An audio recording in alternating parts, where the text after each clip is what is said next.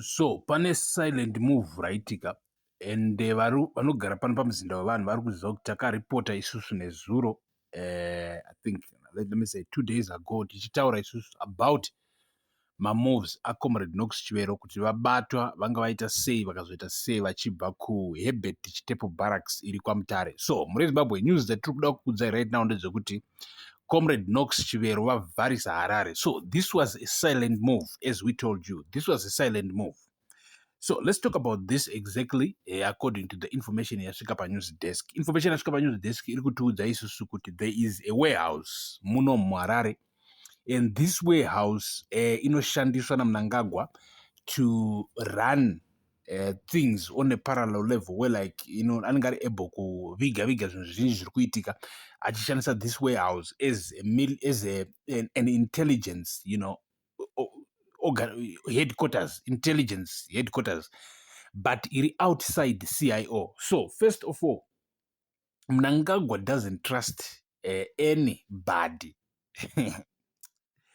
I don't know, life yema boys ringe chirarama single life is about my thugs, it's my gangsters, my chi. No life dzechirarama wana na Mnangagwa. Kutakumana, they don't trust anybody.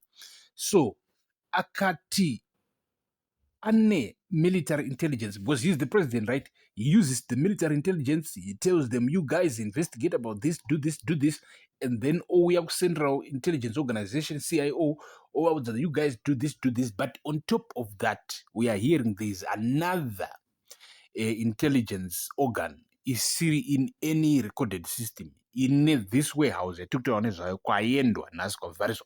So let's make you understand a little bit. So this warehouse iri kushandiswa as an intelligence headquarters. So what is he using this exactly for? Chatachiti intelligence headquarters yacho intelligence yekudii kutsvaga information, kuongorora life iri kuraramwa nevamwe veintelligence. So tose tiri kuziva kuti just is it 1 month or 2 ago Mnangagwa wakafire the mukuru wema-CIO ndokureplace mukuru wema-CIO.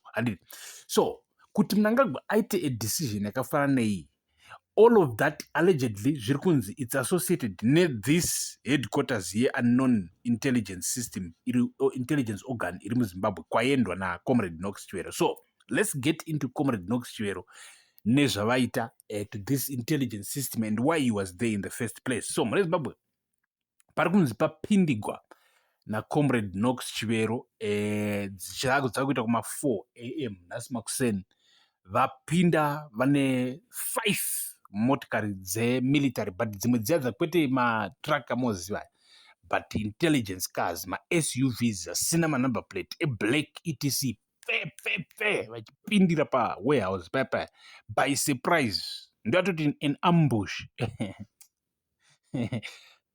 vakumana vapindira.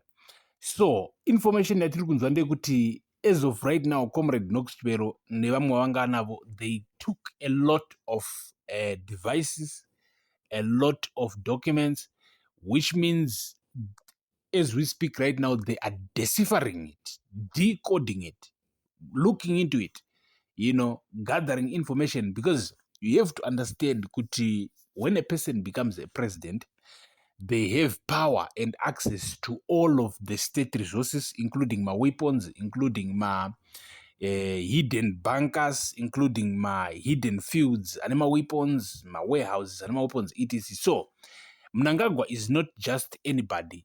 If we were to talk, he's more like a dangerous man. You can't just jump wotowira Mnangagwa, because kana wakadaro anogona akakurongera kudhara. And well, he has got his state resources to prepare for that. So vakomana right now, they are actually one by one vari kudimbura muise, because Mnangagwa kawane muise akawandisa ndio yakumunyongera gush muise iri kudimbugwa iri warehouse yatiri kukudzai neintelligence zvatotogwa information yatotogwa, makombiyuta anenge atotogwa, hard disk, hard drive, USB chakadaro zvese zvatotogwa, information yese inenge yakunoitwa decode, decipher ne-team Chiwenga. So this is what is happening right now. Stay panapa mzinda wabantu neniwenyu Super Nexus. Thank you for watching. Rugare ngaruve nemi.